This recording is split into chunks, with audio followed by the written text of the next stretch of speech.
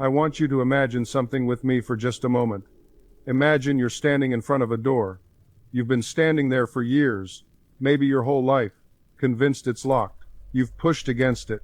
You've beaten your fists on it. You've sat down with your back against it and wept. And the whole time, that door was never locked. It was simply waiting for you to turn the handle. That's what happened to me when I discovered a single phrase that changed everything in 48 hours. Not 48 days, not 48 weeks, 48 hours. And before you think this is some magic trick or wishful thinking, I need you to understand something profound. Your subconscious mind, that vast reservoir of power within you, doesn't know the difference between a deeply imagined experience and a real one. It simply accepts what you persistently feel as true. And when you plant the right seed in that fertile soil with the right feeling, with the right knowing, reality has no choice but to reorganize itself around that inner conviction. This isn't mysticism. This is law. This is how your mind works. This is how creation works. And I'm going to show you exactly how to use it. Now I know what you might be thinking. You've heard promises before. You've tried affirmations that felt empty. You've repeated words that seemed to vanish into thin air. But here's what nobody told you. The words themselves are not the power. You are the power. The phrase is simply the vessel, the focusing lens that directs the infinite creative force that's already within you. It's already there. Right now, as you're hearing these words, that power is humming inside you, waiting for direction, waiting for permission, waiting for you to finally claim what has always been yours. I spent years studying the human mind, diving into the mysteries of consciousness, exploring the relationship between thought and reality. And what I discovered changed not only my life, but the lives of thousands upon thousands of people who learned this principle. You see, most people are sleepwalking through life, letting their subconscious mind run on old programs, childhood fears, inherited beliefs that were never even theirs to begin with. They're creating by default, not by design. And then they wonder why life feels so hard, why their circumstances never seem to change, why they keep hitting the same walls over and over again. But when you understand how to speak to your subconscious mind in its own language, when you learn to feel your wish fulfilled before it manifests in the physical world, you become a conscious creator. You step into your birthright. You become the artist of your own life instead of the canvas being painted on by everyone else's opinions, fears, and limitations. The phrase I'm going to share with you isn't complicated. It's beautifully simple. But simplicity shouldn't be confused with powerlessness. A tiny seed is simple, yet it contains within it the blueprint for a mighty oak tree. This phrase is a seed. And when you plant it in the garden of your subconscious mind with feeling, with faith, with persistent knowing, it will grow roots so deep and branches so wide that your entire life will transform around it. In the next few minutes, I'm going to take you on a journey. First, I'm going to share with you the exact phrase and why it works on such a deep psychological and spiritual level. Then I'm going to tell you a story, a real story from my own life, where I used this phrase in a moment of desperation and watched as my circumstances shifted in ways that seemed impossible. After that, I'll break down the principles behind why this works, the laws of mind that govern this process. And finally, I'll give you a practical method, a simple technique you can use tonight, right before you fall asleep, to activate this power in your own life. But I need you to do something for me right now. I need you to set aside your skepticism for just a little while. Not forever. Just for the duration of this conversation. Because skepticism is really just fear dressed up as intelligence. It's the ego's way of protecting you from disappointment. But it also protects you from possibility. So just for now, let yourself be open. Let yourself be curious. Let yourself wonder, what if this is true? What if there really is a way to shift my life that I haven't tried yet? What if everything I've been searching for outside of myself has been waiting inside of me all along? Because here's the truth that most people never grasp. You don't need to become someone different to have a different life. You need to remember who you already are. You need to reconnect with the infinite intelligence that flows through you every single moment. You need to stop fighting against yourself and start working with the incredible power of your own mind. And that starts with understanding one simple but revolutionary idea. Your subconscious mind is listening to you all the time. Every thought, every word, every feeling. It's recording everything and then faithfully reproducing it in your outer world. It doesn't judge. It doesn't question. It simply creates. So the question isn't whether your mind has power. The question is, what are you telling it to create? What are you impressing upon it day after day, night after night? For most people, it's a repetition of problems, worries, doubts, and fears, and then they're shocked when those things keep showing up in their experience. But when you consciously choose what you're going to plant in that garden, when you deliberately impress upon your subconscious mind the feeling of your wish fulfilled, everything changes, not someday, not eventually, rapidly, powerfully, undeniably. Now, let me tell you about the phrase itself before I share the story. The phrase is this, and I want you to really hear it, really feel it as I say it. Thank you for my perfect outcome. That's it. Thank you for my perfect outcome. 5 simple words. But within those words is contained a universe of power. Let me explain why. First, notice that it begins with gratitude. Thank you. Gratitude is the most powerful emotional frequency you can broadcast to the universe. When you're grateful, you're not asking from a place of lack, you're not begging or pleading, you're acknowledging, you're recognizing, you're accepting. Gratitude says, it is already done. Gratitude is the natural response to receiving. So when you begin with thank you, you're positioning yourself emotionally as someone who has already received, even before you see it with your physical eyes. Second, notice the phrase is in present tense, but it's directed towards something that has already occurred in the realm of consciousness. For my perfect outcome, not please give me, not I hope I'll get, for it's already been given. You're simply saying thank you for what already is in the invisible realm, knowing it must and will appear in the visible. And third, notice the words perfect outcome. You're not micromanaging the universe. You're not trying to control every detail of how your desire will manifest.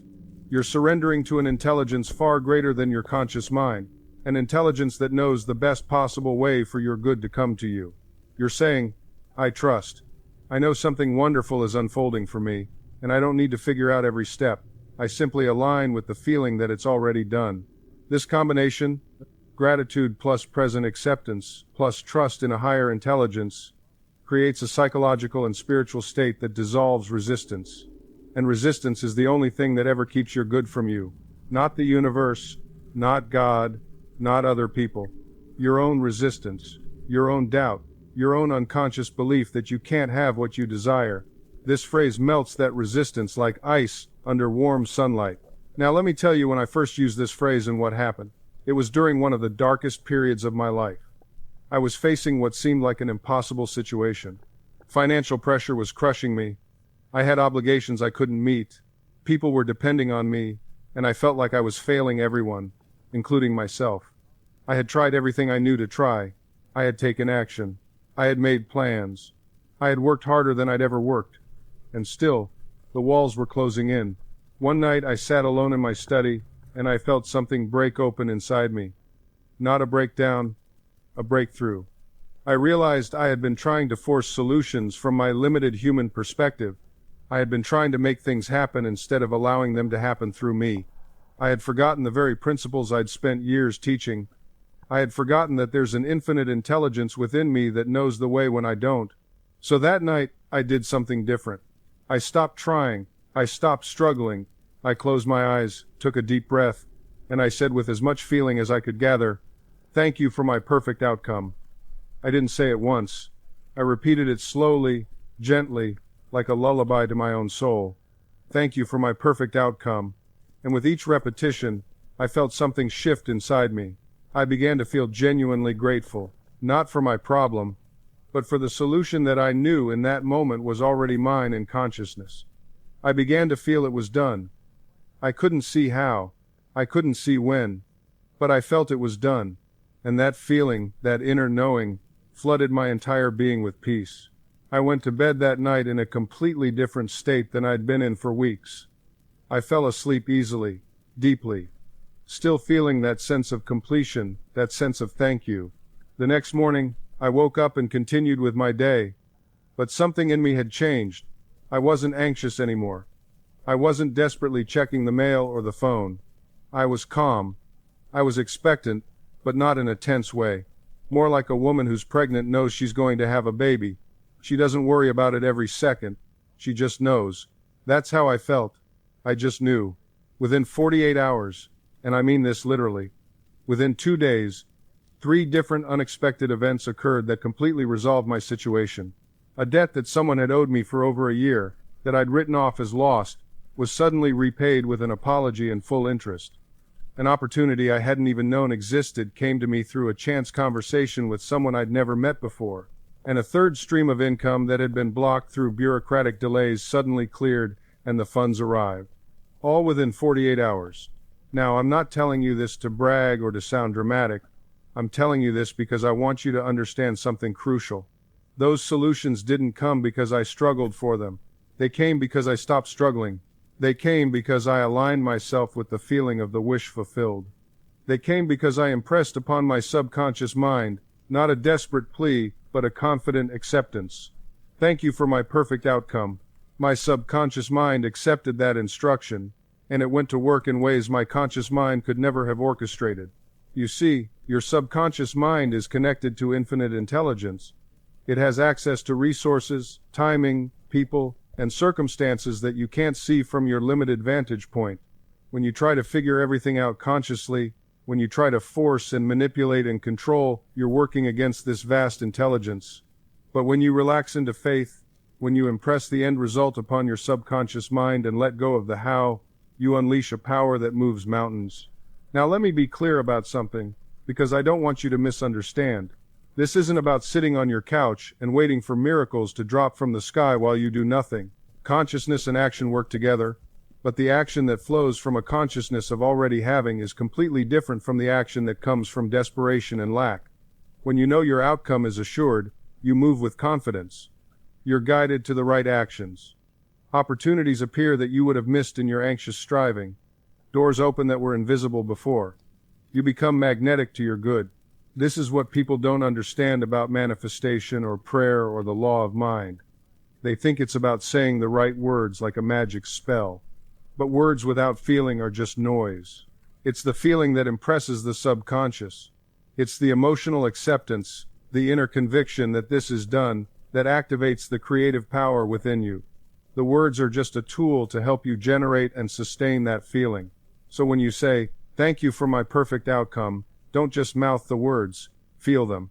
Feel what it would feel like if your situation were already resolved in the most beautiful way possible.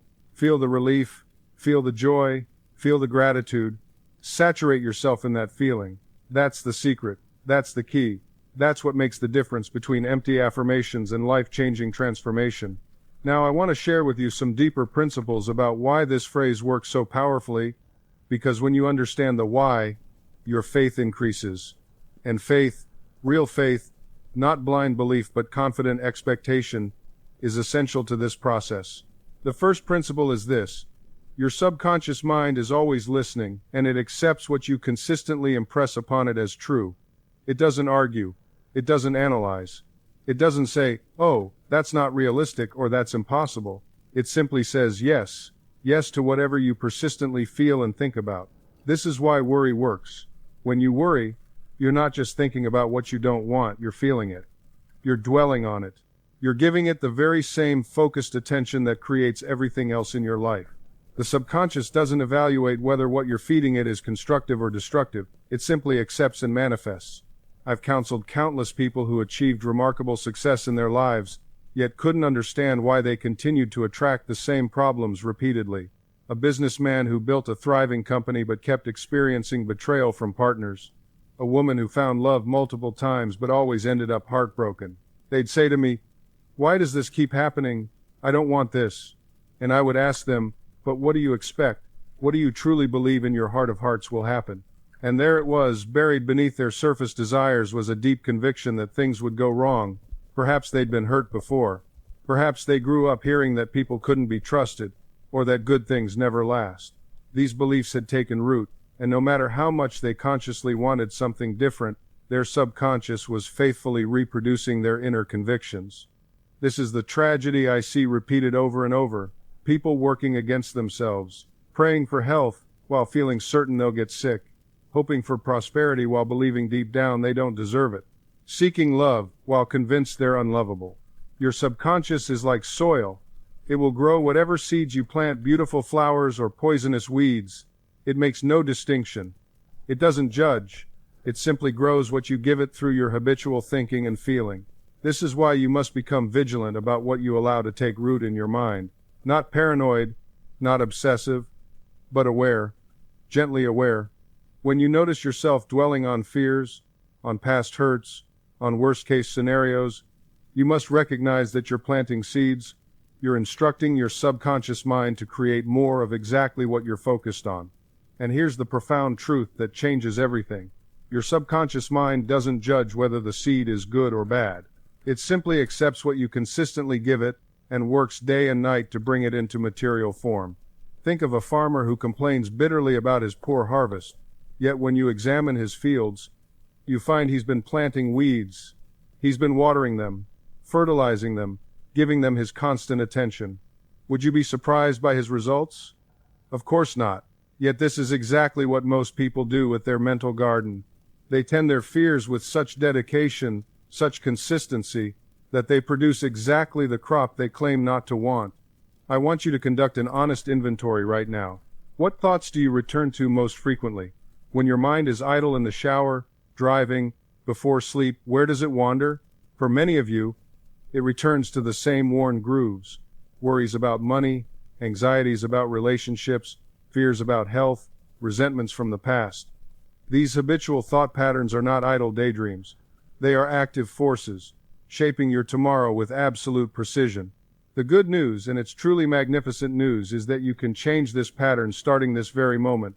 You don't need permission. You don't need special circumstances. You don't need to wait until conditions improve. You simply need to become the guardian of your mind, the gatekeeper of your consciousness. When a negative thought appears, and they will appear, this is natural. You don't need to fight it or feel guilty about it. You simply need to recognize it for what it is, an uninvited guest. Then, with calm authority, you replace it. Not with forced positivity or empty affirmations you don't believe, but with a truth that resonates in your heart. If fear whispers, "You're going to fail," you respond with quiet certainty.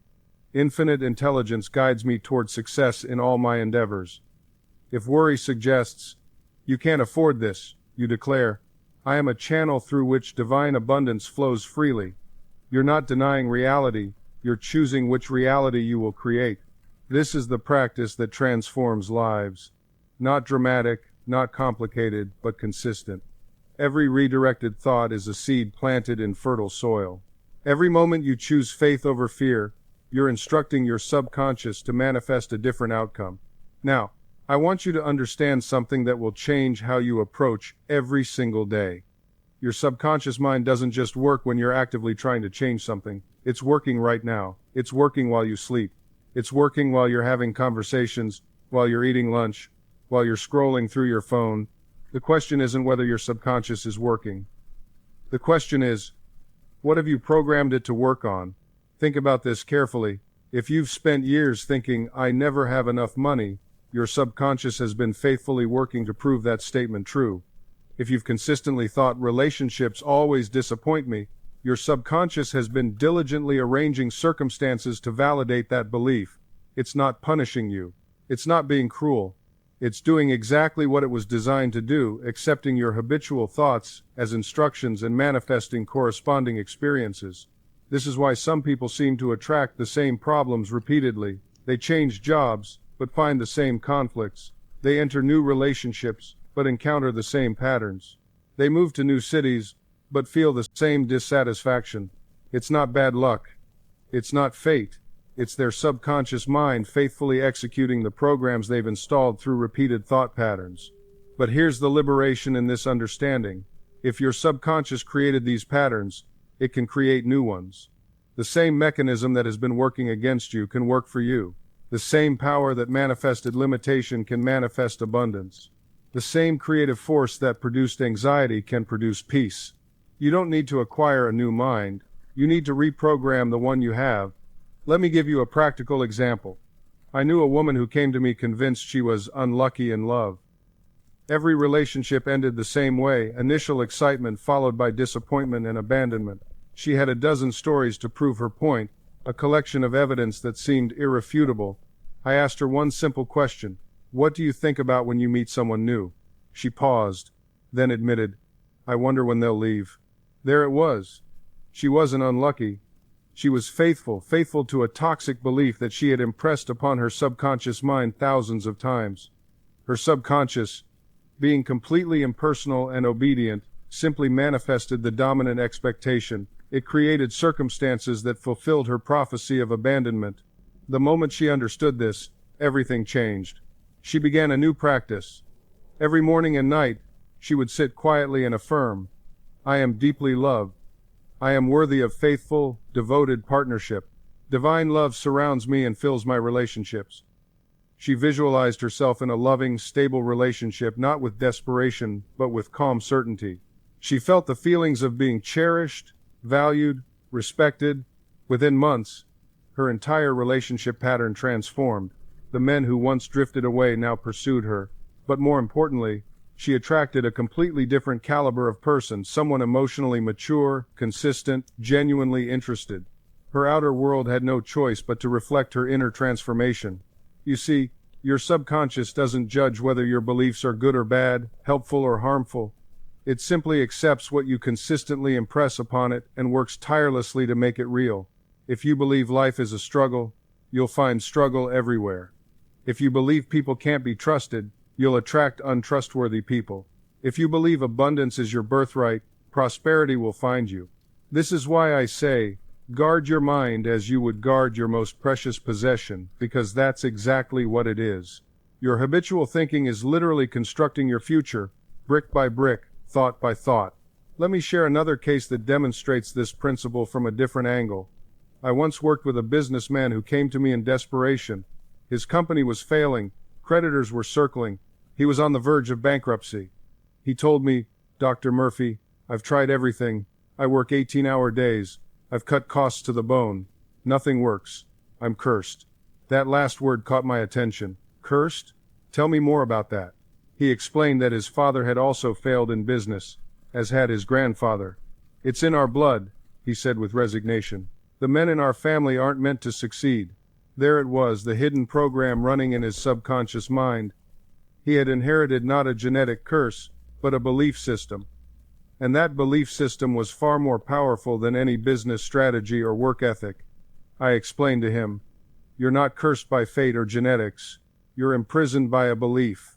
And any belief that imprisons you can be dissolved and replaced." He was skeptical, but desperate enough to try. We began working together to reprogram his subconscious expectations.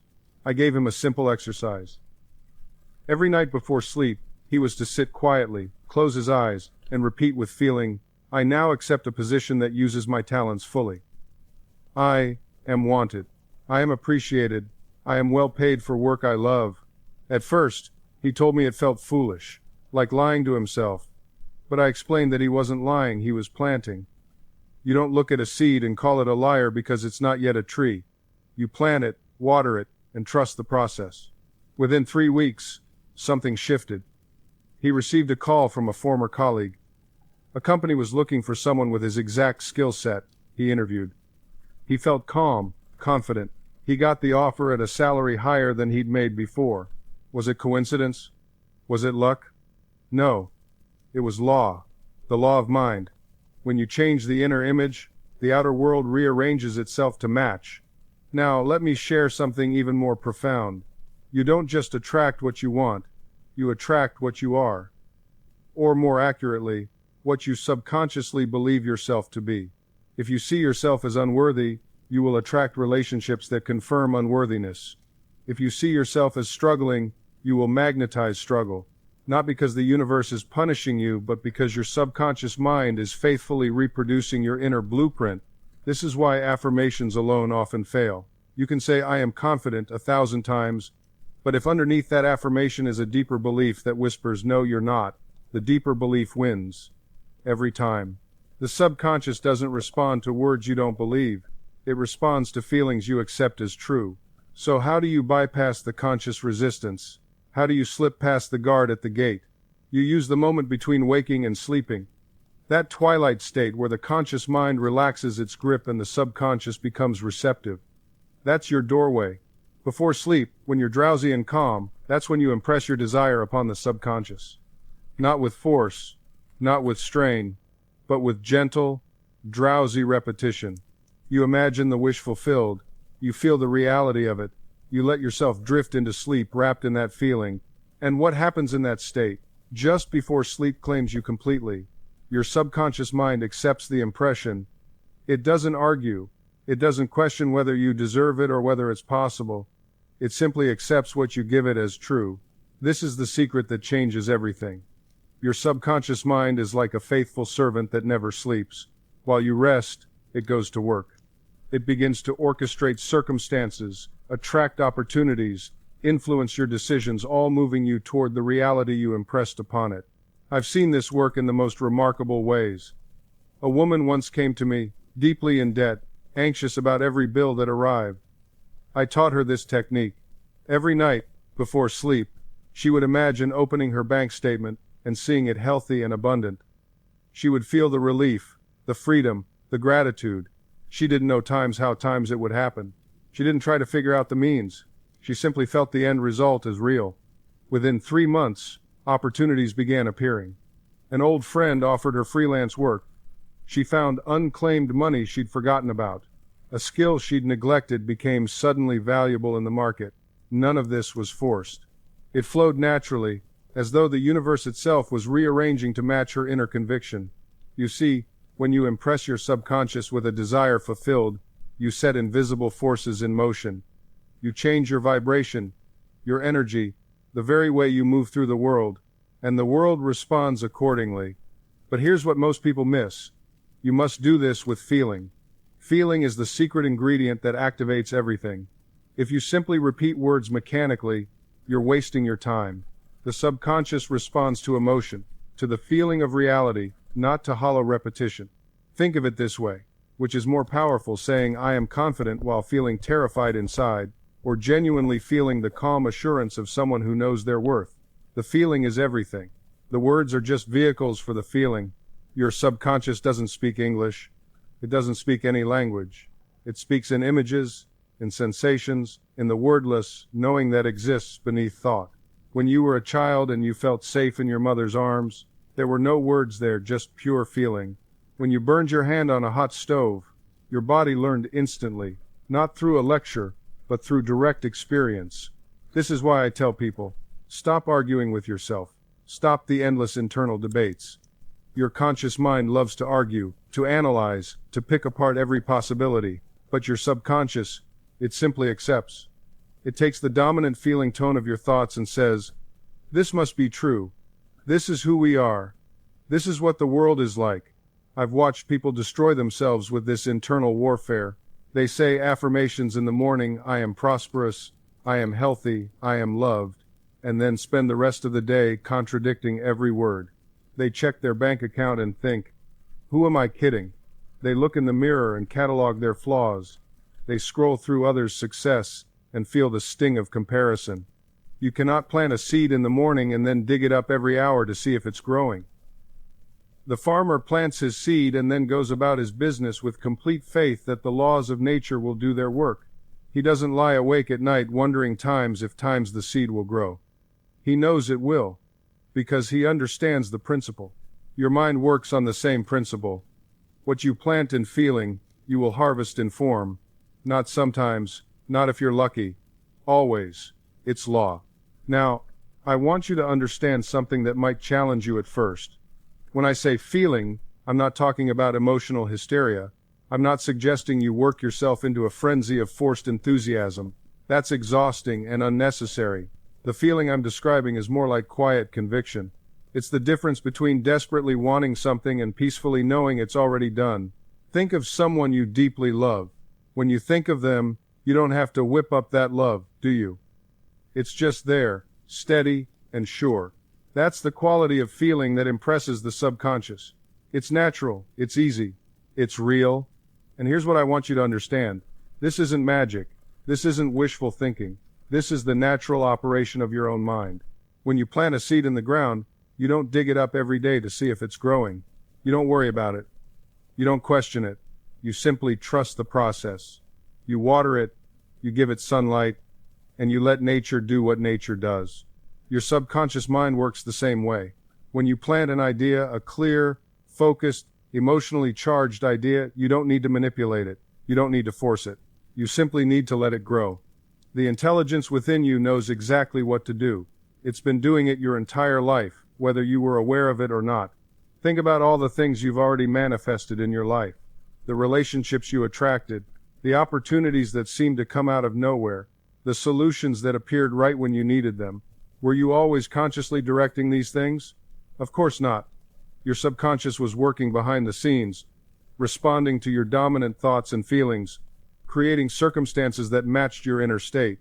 The only difference now is that you're becoming aware of the process. You're learning to direct it consciously. You're taking the reins instead of letting random thoughts and old patterns run the show. So when you go into prayer, into meditation, into that quiet space where you impress your subconscious mind, remember this. You're not begging. You're not pleading with some distant force. You're claiming what is already yours by divine right. You're activating the law that has always been there, waiting for you to use it. You say, I am healthy. I am prosperous. I am at peace. Not tomorrow. Not someday. Now. In this moment. Because in the realm of your subconscious mind, in the realm of infinite intelligence, there is no time.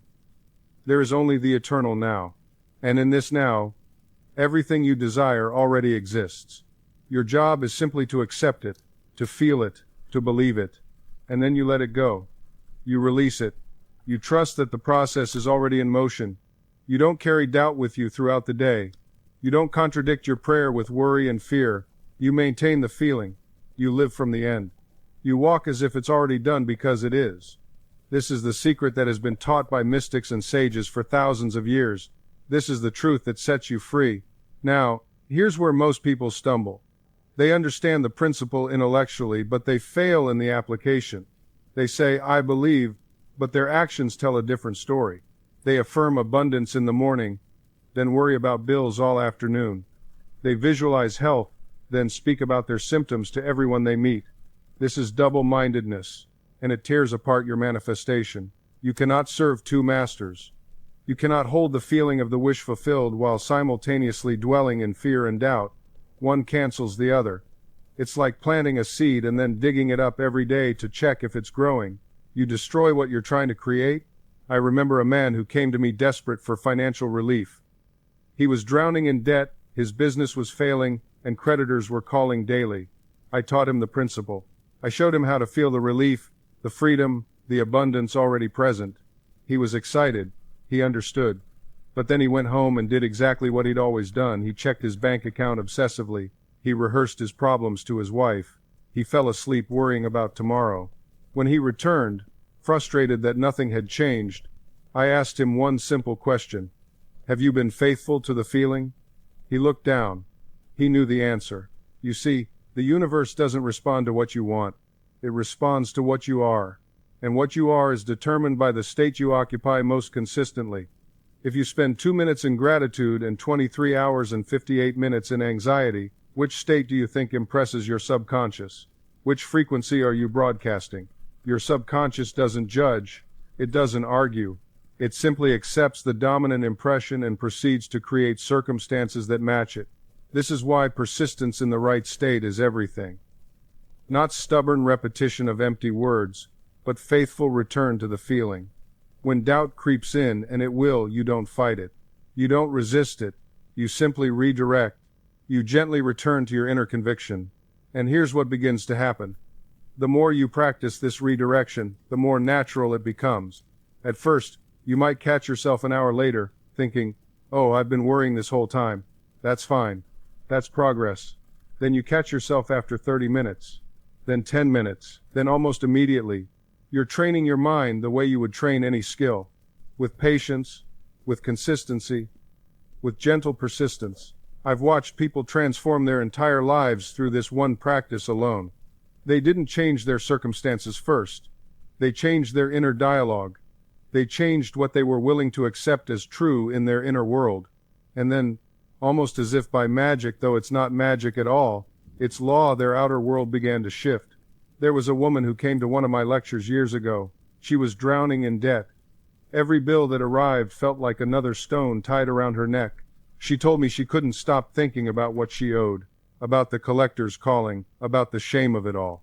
I asked her a simple question. What would it feel like if you were debt-free right now? Not tomorrow. Not after you figure out how. Right now. She looked at me like I was asking her to imagine sprouting wings and flying to the moon. But I persisted. Close your eyes. Just for a moment. What would that freedom feel like? She did. And something softened in her face. It would feel light, she said. Like I could breathe. Then that's your prayer, I told her. Not the begging. Not the desperate pleading. That feeling of lightness. That's what you return to, again and again, whenever the fear comes knocking. She started practicing. Every time a bill came, every time the phone rang, she would pause, take a breath, and return to that feeling of lightness, of freedom, of debt already dissolved. She didn't deny the bills existed. She just refused to give them power in her inner world. Within 6 months, everything had shifted. An unexpected inheritance from a distant relative. A job opportunity that doubled her income. Expenses that somehow reduced themselves. The outer world rearranged itself to match her inner conviction. Now, some people hear stories like this and they think it's coincidence. They think it's luck. But I'm telling you, it's law. It's the law of consciousness. What you accept as true within, you will experience without. Not sometimes. Always. Let me tell you something that might shake the very foundation of what you believe about change. Most people think they need to fix their outer world first, get the job, then feel confident. Meet the right person, then feel loved. Accumulate the wealth, then feel abundant. They have it completely backwards. Your subconscious mind doesn't respond to what you want. It responds to what you are. And what you are is determined by the convictions you hold about yourself right now, in this moment. I've watched people pray for prosperity while simultaneously telling themselves, I never have enough. They're speaking words of abundance while broadcasting feelings of lack. And they wonder why nothing changes. Your subconscious doesn't hear your words, it feels your dominant mental attitude. It accepts the habitual pattern, the emotional signature you carry throughout your day. This is why affirmations fail for so many people. They stand in front of a mirror and declare, I am wealthy, I am successful, while every fiber of their being screams the opposite. The subconscious isn't fooled by surface statements. It responds to conviction, to feeling, to the belief that permeates your entire consciousness. You must feel the reality of your desire now, not when it arrives, now. When you pray, when you visualize, when you affirm, you must generate the feeling of already being what you wish to become. This isn't pretending. This isn't positive thinking masking negative beliefs. This is entering into the consciousness of your desire fulfilled. Think about it this way. If you truly had what you desired, how would you feel right now? What would be your emotional state? Your sense of self? That feeling that's your point of contact with the infinite power within you. That feeling is the creative force that molds your external reality. I knew a woman once who desperately wanted to marry. Year after year, she prayed, she hoped, she went to every social gathering she could find. Nothing. When you think about marriage, what do you feel? She said, I feel incomplete without it. I feel like I'm running out of time. I feel anxious and alone. There was her answer. She was praying from a consciousness of lack, of incompleteness. Her subconscious was accepting I am incomplete. I am alone as her truth. And so it remained. I taught her to change her inner conversation. I gave her a simple formula. I am happily married to my ideal partner. We share a wonderful life together filled with love and mutual respect. Every morning and every night she repeated this. She spoke it with feeling, with conviction, as though it were already true. Within 6 months, she met a man at a professional conference. He shared her values, her interests, her vision for life. They married the following year. She wrote to me later, saying, Dr. Murphy, I didn't just attract a husband. I became the kind of woman who was ready for a true partnership. My inner world changed, and my outer world reflected it. You see, the subconscious doesn't just attract circumstances. It reshapes you. It molds your perception, your behavior, your energy. When you change your inner dialogue, you change the vibration you emit into the world, and the world responds accordingly. Now, let me address a question I often hear. Dr. Murphy, how long does it take for the subconscious to manifest what I desire? The answer is both simple and complex. It takes as long as it takes for you to fully accept the new idea as true. There is no fixed timeline. For some, a prayer is answered in days. For others, weeks or months. The delay is never in the subconscious, it is always in the conscious mind's resistance. Think of it this way. If you plant a seed in soil, you don't dig it up every day to check if it's growing. You water it, you provide sunlight, and you trust the process. The seed has its own intelligence, its own timing. Your role is simply to maintain the right conditions. The same applies to your mental seeds. Once you plant a desire in your subconscious through clear intention and feeling, your job is to leave it alone. Don't check for results obsessively. Don't oscillate between belief and doubt. Simply live in the assumption that it is done, and allow the creative intelligence within you to do its work. I once knew a man who wanted to start his own business but had no capital. He dwelled on his lack, his limitations, his fears. Every conversation he had reinforced his poverty consciousness. I can't afford it. I don't have the resources. It's impossible right now. I asked him, what would you feel if you already owned a successful business?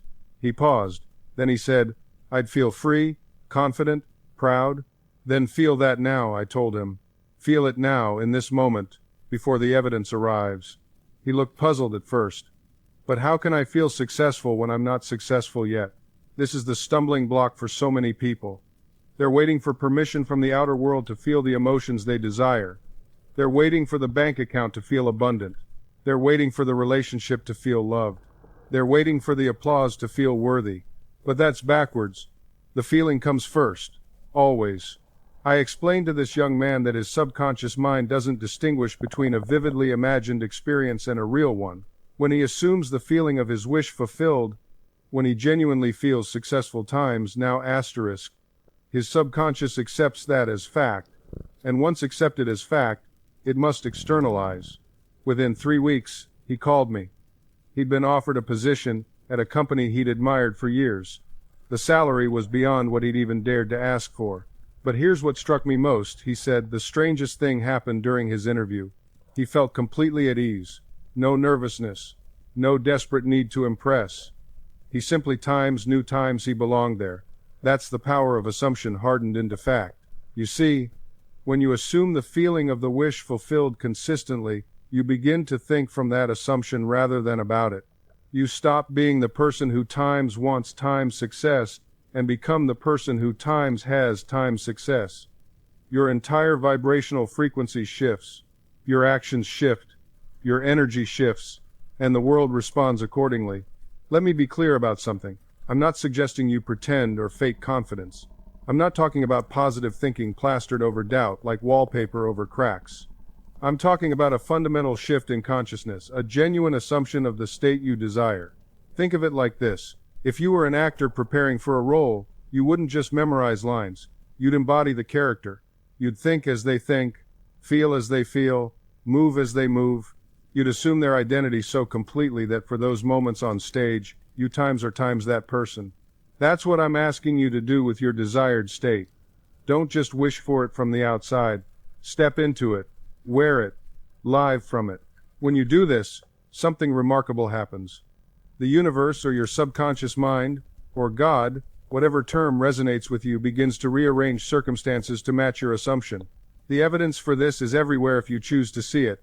Look at the person who assumed they would never find love and then didn't. Look at the person who assumed their business would fail and watched it crumble.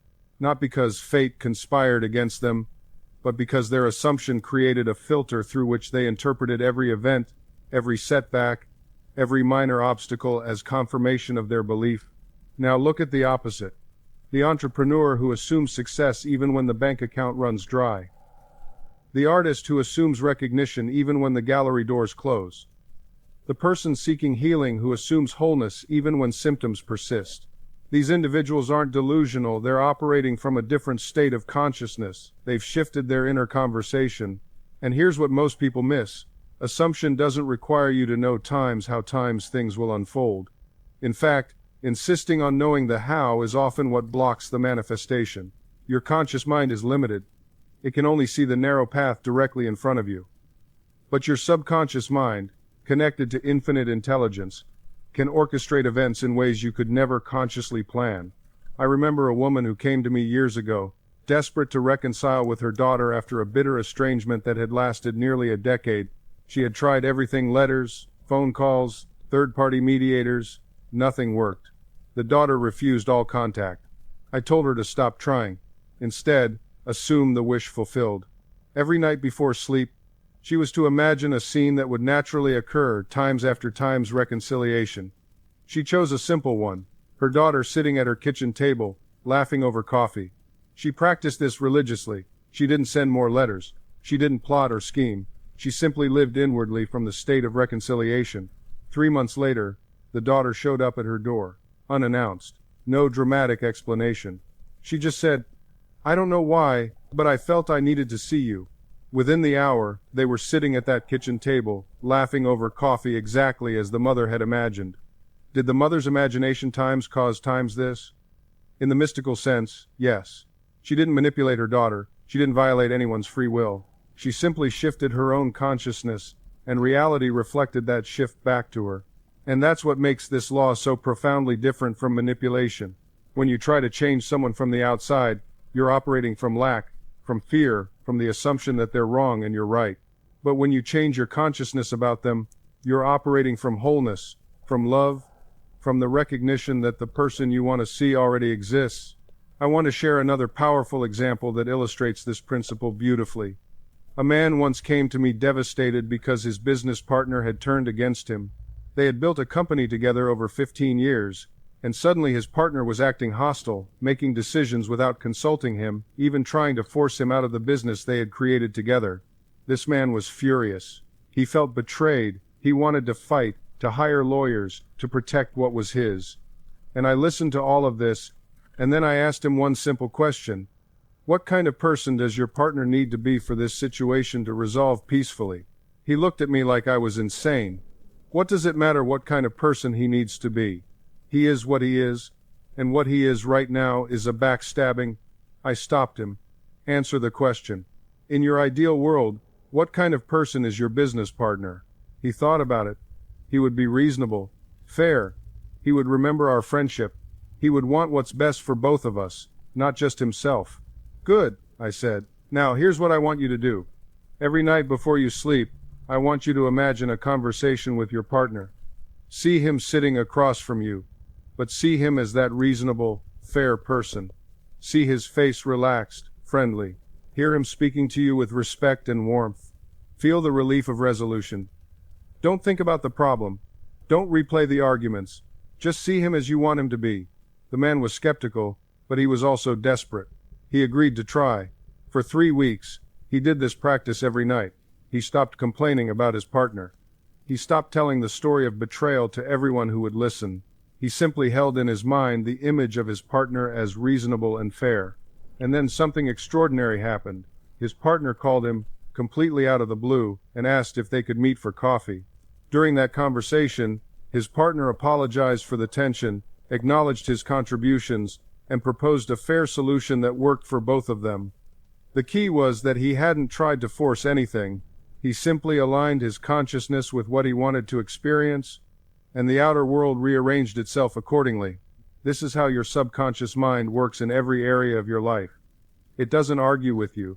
It doesn't judge whether your desire is good or bad, big or small. It simply accepts what you impress upon it and begins to work out the ways and means of manifestation. Now, let me address something that might be troubling you. You might be thinking, Joseph, I've tried to think positively before, and nothing changed. I've visualized, I've affirmed, and still I'm stuck in the same situation. I understand that frustration completely. But here's what's really happening in those cases. You're not failing because the law doesn't work. You're experiencing exactly what you've truly impressed upon your subconscious mind. And often, what we've truly impressed is very different from what we think we've impressed. You see, it's not about the words you say or even the pictures you visualize for 5 minutes in the morning. It's about the dominant feeling you carry throughout your day. If you spend 5 minutes visualizing abundance but 23 hours and 55 minutes feeling worried about money, which impression is stronger? Which one is your subconscious mind really accepting as true? Your subconscious mind responds to feeling, to conviction, to acceptance.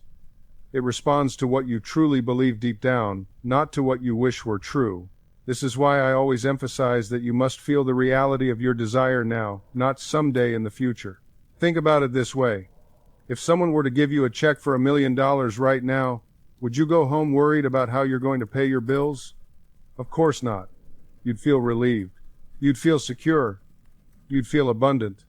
That feeling of relief, that sense of "it is done," is what impresses your subconscious mind. This is the feeling you must cultivate before you see the physical evidence, not after, before. Let me give you a simple exercise you can do right now, today, to begin this transformation. Find a quiet moment, close your eyes, and instead of asking for what you want, thank your subconscious mind for what you already have in your imagination. If you desire financial abundance, say, "Thank you for my overflowing prosperity. Thank you for the ease with which money comes to me now." If you desire healing, say, "Thank you for my perfect health. Thank you for the vitality and energy that flows through every cell of my body." If you desire a loving relationship, say, "Thank you for the beautiful companionship I now enjoy. Thank you for the love that surrounds me." Do you see what's happening here? You're not begging. You're not pleading. You're acknowledging a reality that already exists in the invisible realm of consciousness. And when you do this with sincerity, with feeling, with acceptance, your subconscious mind responds. It says, "Yes, this is true. This is our reality." And it begins to orchestrate circumstances, ideas, opportunities, and encounters that match this inner conviction. Now, I want to address something important. Many people say, "But Joseph, isn't this just pretending? Isn't this dishonest? How can I thank God or my subconscious for something I don't yet have?" Here's what you must understand. You're not lying. You're recognizing a higher truth. In the realm of infinite possibilities, which is the realm where your subconscious operates, everything already exists. Every condition, every state, every possible outcome is already present in potential form. When you give thanks for your desire as though it's already fulfilled, you're selecting which potential you wish to experience. You're collapsing the wave function, if you will, of infinite possibility into a singular, manifested reality. This is not fantasy.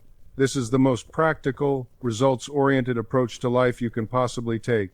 Because everything, and I mean everything, begins in consciousness before it appears in your world. The house you live in was first an idea in an architect's mind. The device you're using to listen to these words was first conceived in consciousness. Your own body was first a microscopic union of cells, guided by an intelligence that knew exactly how to form your eyes, your heart, your brain. Everything that exists in the physical world existed first as a thought, as a mental image, as a concept in consciousness. This is the creative process of life itself. And you are using this process right now, whether you know it or not. Every moment of every day, you are imagining something. The question is, what are you imagining? Most people use their imagination against themselves. They replay past hurts. They rehearse future disasters. They picture themselves failing, being rejected, falling short, and then they wonder why their lives reflect these images back to them. But when you understand this law, when you truly grasp that your imagination is the workshop of your mind, you begin to use it deliberately. You begin to direct it with purpose and intention. Let me give you a practical example. Suppose you have an important meeting coming up, a job interview, a business presentation, a difficult conversation you've been avoiding. Most people approach such situations with anxiety. They imagine themselves stumbling over words, forgetting what they wanted to say, seeing disappointment in the other person's eyes. This is negative imagination, and it programs your subconscious mind for failure. Instead, here's what you do. In the days leading up to that meeting, you sit quietly for 10 or 15 minutes. You close your eyes and you imagine the scene exactly as you want it to unfold. You see yourself calm, confident, articulate. You hear yourself speaking clearly and persuasively. You feel the warmth of connection with the other person. You see their positive response, their nods of agreement, their smiles of approval. You make it real in your mind first. You engage all your senses. You notice what you're wearing, the room you're in, the expression on faces around you. You feel the handshake at the end, firm and respectful. You hear the words of affirmation and agreement. And you do this repeatedly, not with strain or effort, but with feeling and conviction. This is the secret that so many people miss. They think that once they say a prayer, once they make an affirmation, the work is done. But the real work, the transformative work, happens in the silence afterward. It happens when you return to that mental image again and again, like visiting a beloved place. Think of it this way: if you wanted to learn a piece of music, you wouldn't play it once and expect mastery.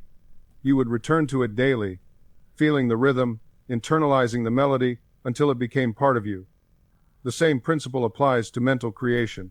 You return to your vision, you feel it again, you accept it again, you make it familiar to your deeper mind. And here's what begins to happen, something truly remarkable. As you persist in this practice, as you make this a daily habit, you start to notice changes, not all at once, not with trumpet sounds and flashing lights, but quietly, naturally, inevitably. You begin to think differently. Ideas that never occurred to you before suddenly present themselves. Solutions to problems appear almost effortlessly. You meet people who can help you. Doors open that you didn't even know existed. Opportunities come your way that seem almost coincidental, but they're not coincidences at all. They're the natural result of the law working through you. Your subconscious mind, having accepted the new impression, begins to rearrange your entire world to match it. It works through attraction, through intuition, through what some call synchronicity. It guides you to the right place at the right time. It gives you the courage to take actions you might have feared before. It dissolves obstacles that once seemed insurmountable. This is not magic. This is law. This is the natural order of mental and spiritual causation. You impress the subconscious, and the subconscious expresses. You plant the seed in fertile soil, and the soil produces after its kind. You cannot plant an acorn and get a rose bush. You cannot plant thoughts of abundance and reap poverty. The law is exact. The law is faithful. But here's what you must remember: patience. The farmer doesn't plant seeds in the morning and expect a harvest by evening. He plants, and then he trusts the process. He knows that beneath the surface, invisible forces are at work. The seed is germinating, roots are forming, life is stirring, all in perfect timing, according to natural law. This is nature's way, and it is your subconscious mind's way as well. When you plant a desire in your subconscious through conviction and feeling, you don't need to anxiously monitor its progress every hour. You don't need to dig up the seed to check if it's growing. That very act of doubt destroys the creative process. Instead, you water it with faith. You nourish it with confident expectation. You protect it from the weeds of negative thinking. And then, in its own perfect time, it breaks through into visible manifestation. I've watched this principle transform lives in the most remarkable ways. I remember a musician who came to me in despair. He had been trying for years to get recognition for his compositions, sending them out desperately to every publisher, every producer, every contact he could find. Nothing was working. The harder he pushed, the more doors seemed to slam in his face. "I'm doing everything right," he told me, frustration evident in every word. "Why isn't it happening?" I asked him a simple question. "When you send out your music, what are you feeling?" He paused. Then, with painful honesty, he admitted, "Fear. Fear that they'll reject it. Fear that I'm not good enough. Fear that I'll never make it." There was the problem. He was watering the seed with poison. Every action he took was saturated with the feeling of lack, of inadequacy, of expected failure. He was programming his subconscious mind for the very thing he feared. Together, we changed his approach. Instead of desperate pushing, he began a practice of mental planting. Each night before sleep, he would enter a drowsy, relaxed state, that magical threshold between waking and sleeping when the subconscious is most receptive. In this state, he would imagine himself already successful. Not in some vague, distant future, but now, he would feel the joy of hearing his music performed. He would sense the satisfaction of creative recognition. He would imagine genuine appreciation from others who were moved by what he had created. Most importantly, he stopped the frantic, fear-driven activity. He continued to work. Yes, he practiced his craft. He refined his compositions, but he released the desperate grasping. He planted the seed in faith and let nature take its course.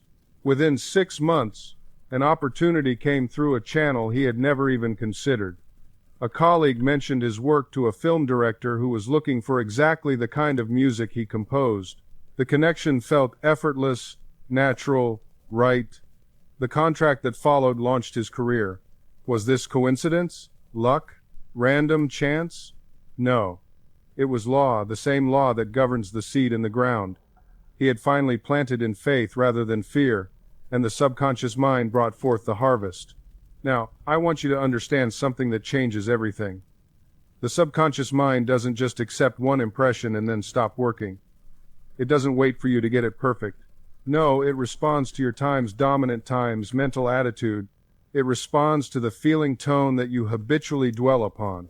This is why a single affirmation, spoken once with doubt in your heart, accomplishes nothing. But that same affirmation, repeated with feeling, with acceptance, with the quiet knowledge that it is already done that penetrates, that sinks down into the deep mind and begins to restructure your entire experience. Let me be very clear. You are not trying to convince the subconscious. You are not arguing with it. You are impressing it. There is a difference. When you argue, you create resistance. When you impress, you plant a seed in fertile soil. I knew a woman who came to me years ago, utterly convinced that she was unattractive, that no one could ever love her. She had built an entire identity around this belief, and her life reflected it perfectly. She was isolated, overlooked, dismissed, not because she was unattractive, but because her subconscious mind was faithfully reproducing her inner conviction. I told her, every night before sleep you must say to yourself, I am loved, I am cherished, I radiate beauty and warmth, and you must feel it as you say it. She protested, but I don't feel it, it's not true. I said, it will become true when you accept it inwardly. Your feelings follow your beliefs, not the other way around. Change the belief, and the feelings will follow. She began reluctantly, mechanically. But gradually, something shifted. She began to see herself differently. Her posture changed. Her tone of voice changed. And within months, her entire social world transformed. Not because of magic, because of time's law asterisk. She had re-impressed her subconscious mind, and it faithfully brought forth a new experience. You see, your outer world is a mirror. It reflects back to you what you have accepted within. If you want to know what you truly believe, look at your life. Don't look at what you say you believe, look at what you experience asterisk. That is the real measure. And here is the liberating truth. You can change it, right now, today, this moment. You don't need to wait for circumstances to improve. You don't need permission.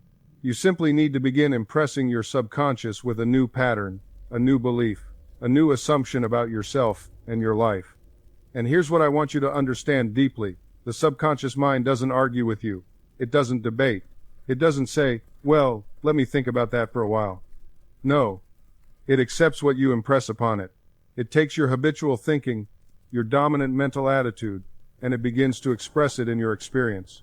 This is why two people can live in the same neighborhood, work at similar jobs, have comparable circumstances, and yet one feels blessed while the other feels cursed. The difference isn't in their external conditions. The difference is in what they've been impressing upon their subconscious minds day after day, thought after thought. I've seen people transform their health simply by changing their inner conversation. I've watched individuals rise from poverty to abundance by refusing to accept poverty as their permanent condition.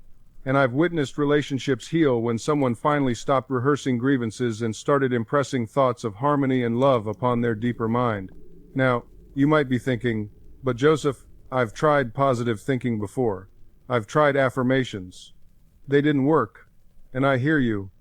But here's what usually happens. People try this work for a few days, maybe a week, with half-hearted attention. They say their affirmations while their minds wander. They declare prosperity while inwardly believing in lack, and then they wonder why nothing changes. The subconscious responds to feeling, to conviction, to the emotional tone beneath your words. You must feel the reality of what you're affirming. You must assume the feeling of the wish fulfilled. When you say, I am healthy, you cannot simultaneously hold the image of yourself as sick. When you affirm abundance, you cannot entertain thoughts of limitation. This requires discipline. This requires watchfulness. You must become aware of your habitual thoughts and gently, persistently redirect them toward what you want to experience. Every time a fearful thought arises, you acknowledge it and replace it with its opposite. Every time doubt whispers, you counter it with faith. This is not a one-time effort. This is a daily practice, a moment-by-moment choice. You are reconditioning your subconscious mind, and like any reconditioning, it requires repetition, patience, and unwavering commitment. Think of it this way. If you've spent years thinking, "I'm not good enough," you cannot expect one affirmation to undo that programming. But if you spend the next 30 days, morning and night, affirming with feeling, "I am worthy, I am capable, I am enough," you begin to create new neural pathways. You begin to impress a new belief upon your subconscious. And as that belief takes root, your outer world must reflect it. This is the law. This is how it works. Now, I want to address something that stops many people in their tracks, the fear of being delusional. They worry that by affirming something they don't yet see, they are lying to themselves. They think that acknowledging their desire means denying reality. But here's what you must understand. There are two realities. There is the reality of your senses, what you see, hear, and touch in this moment. And there is the reality of your consciousness, what you choose to accept as true within your mind.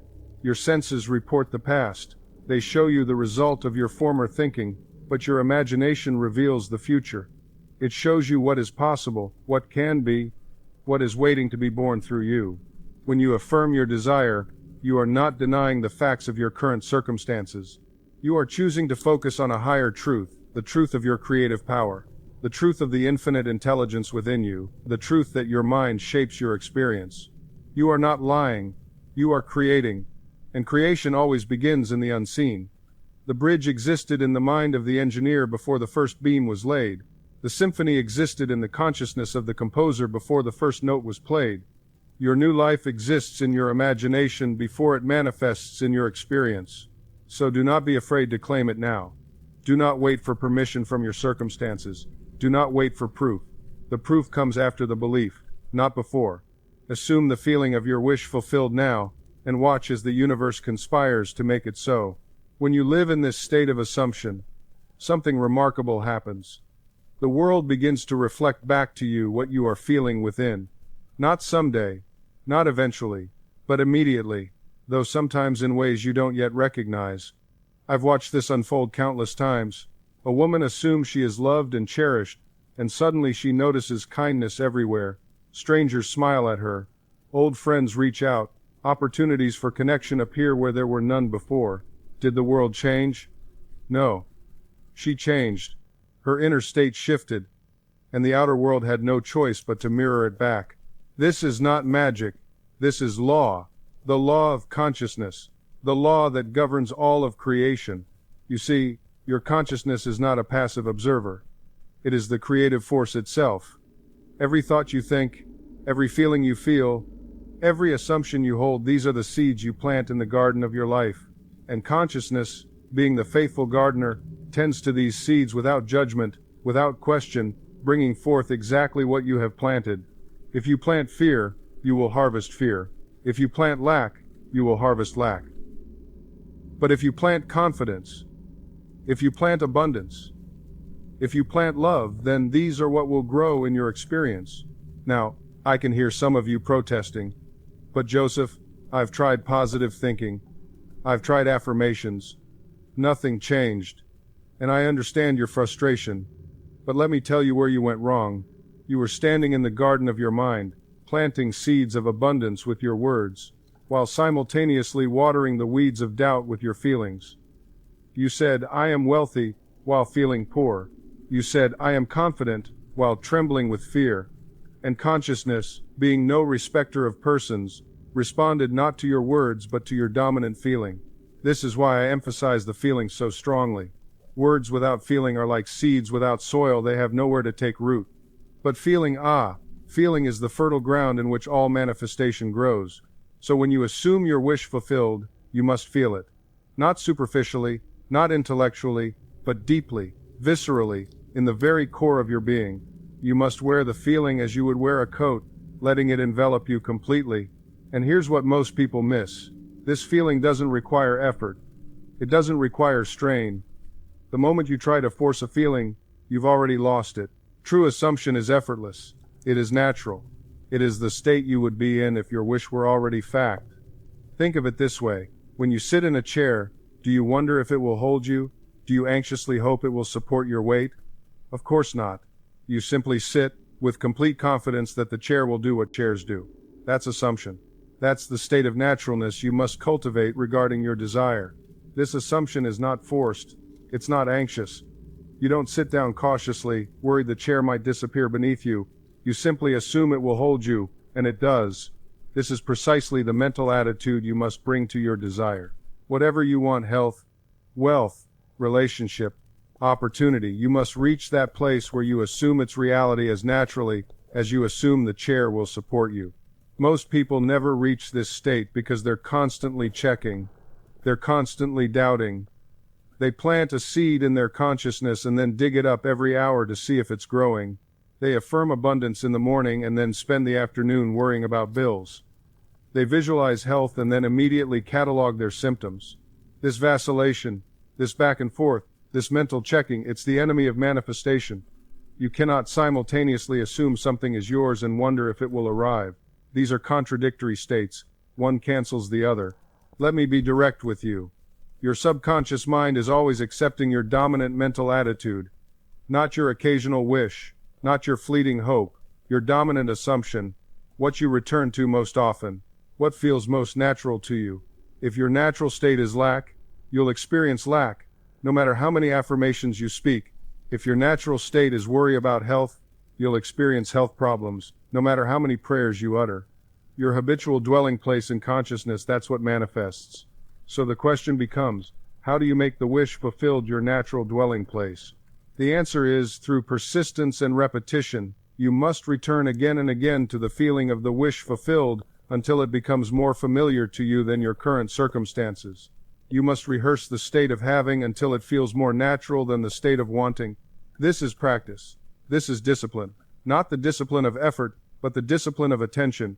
You discipline your attention to return to the desired state, again and again, until that state becomes automatic, until it becomes your new assumption. Think of learning to drive. At first, every action required conscious attention. You had to think about the mirrors, the pedals, the wheel, the speed. It was exhausting. But with repetition, these actions became automatic. Now you drive without thinking. You've assumed the identity of a driver. It's natural. The same process applies to any desired state. With repetition, the wish fulfilled becomes your natural assumption. And when it becomes natural, it must manifest. The law cannot fail. Your faith is not measured by your words. It's measured by your assumptions. You can affirm 1,000 times a day, but if underneath those affirmations you still assume poverty, still assume rejection, still assume limitation, then limitation is what you'll create. This is why many people fail with affirmations. They speak the words, but they don't inhabit the feeling. They declare abundance while feeling lack. They proclaim health while identifying with illness. And the subconscious, faithful servant that it is, responds to the assumption, not the surface statement. When you truly believe something, you don't need to convince yourself. You don't need to repeat it desperately, hoping it will take hold. You simply know it. And that knowing is quiet, calm, certain. The person who knows they are loved doesn't need to affirm, "I am loved," anxiously throughout the day. They walk through the world feeling loved, expecting love, receiving love, because that is their natural state. Their assumption draws love to them effortlessly. This is the state you must cultivate, not the state of wanting, hoping, wishing, begging, but the state of knowing, of being. And here's something profound. Your assumption doesn't just affect your future, it reinterprets your past. When you change your assumptions about yourself, you literally change the meaning of everything that has happened to you. The failure you experienced years ago when you assume you are successful, that failure becomes a stepping stone, a necessary lesson, a redirection toward your true path. The rejection that once wounded you when you assume you are worthy, that rejection becomes protection, a clearing of space for something better. Your past doesn't define you. Your assumption about your past defines you. And you can change that assumption right now. In this moment, you can decide that every experience you've ever had was working for your good, shaping you, preparing you for the life you're now ready to claim. This is the freedom the law offers you. Not just freedom to create a new future, but freedom from the prison of your interpreted past. You are not who you thought you were. You are who you assume yourself to be. And that assumption is made new every moment. Every single moment is a fresh opportunity to choose differently, to assume differently, to be differently. There is no waiting period required. There is no penance to be paid. There is no journey you must complete first. The moment you assume the feeling of the wish fulfilled, that moment you are operating from your desired state. I've watched people torture themselves with the belief that they must somehow earn their good. They create elaborate rituals, lengthy processes, complex visualizations that take months to complete. But I tell you now, all of that is simply delay. It is resistance dressed up as spirituality. The truth is immediate. Assumption hardens into fact. And that hardening can happen in an instant or over time, depending entirely on how persistently you occupy the state, not on how long you've suffered, not on how many techniques you've mastered, but on how naturally you wear your new assumption. Think of it this way. When you moved into your current home, did you spend months trying to convince yourself it was yours? Or did you simply accept it as fact and begin living from that acceptance? You put your keys on the counter. You sat in your chair. You slept in your bed. You didn't question whether you deserved to be there. You simply occupied the space. This is what I mean by naturalness. Your desire must become so assumed that it no longer feels like a desire at all. It becomes simply who you are and what you have. When someone asks, "What do?" you don't recite affirmations about your desired career. You speak from the state of already being that person. The words flow naturally because you are not pretending, you are not affirming, you are simply being. And here is perhaps the most liberating truth of all. You cannot fail at this. You can only delay. Because assumption always hardens into fact. Always. The only question is which assumption you are hardening. If you assume you are someone who struggles to manifest, that assumption will harden. If you assume you are someone for whom desire and fulfillment are one, that assumption will harden instead. Every moment, you are assuming something. Every moment, that assumption is crystallizing into your experience.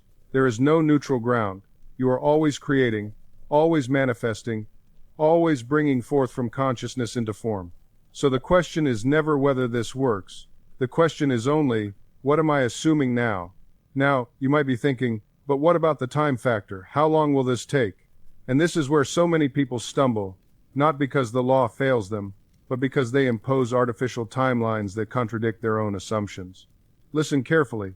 When you plant a seed in the ground, you don't dig it up every day to check if it's growing. You don't stand over it demanding it sprout by Wednesday. You plant it, water it, and trust the natural process. The seed contains within itself everything necessary for its unfoldment. Your assumption is that same seed, but here's what happens with most people. They assume their wish fulfilled on Monday. By Tuesday, they're checking the mail, refreshing their email, looking for evidence. By Wednesday, they're discouraged. By Thursday, they're telling their friends it doesn't work. And by Friday, they've planted an entirely different seed, the seed of failure, of lack, of "I knew it wouldn't work." Do you see what happened? They never gave their original assumption time to harden into fact. They withdrew their mental investment before it could bear fruit. They treated their consciousness like a slot machine. Put in a wish, pull the lever, demand instant payout. That's not how creation works. The law operates in its own time, which is always the right time. Sometimes manifestation appears instantaneous. Sometimes it requires what seems like patience, though I tell you, true patience is not gritting your teeth and waiting. True patience is sustained assumption. It's living from the end so consistently that time becomes irrelevant. I want to share something with you that might shift your entire perspective. Every single moment, you are standing at a crossroads. In this moment, you can choose which version of yourself you are being.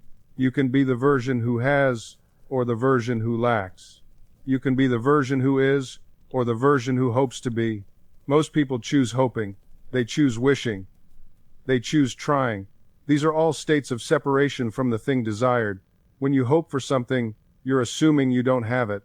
When you wish for something, you're affirming its absence. When you try to get something, you're declaring you're without it. But when you assume you are it, or you have it, the entire game changes. You're no longer pursuing, you're no longer chasing, you're simply being who you already are in consciousness.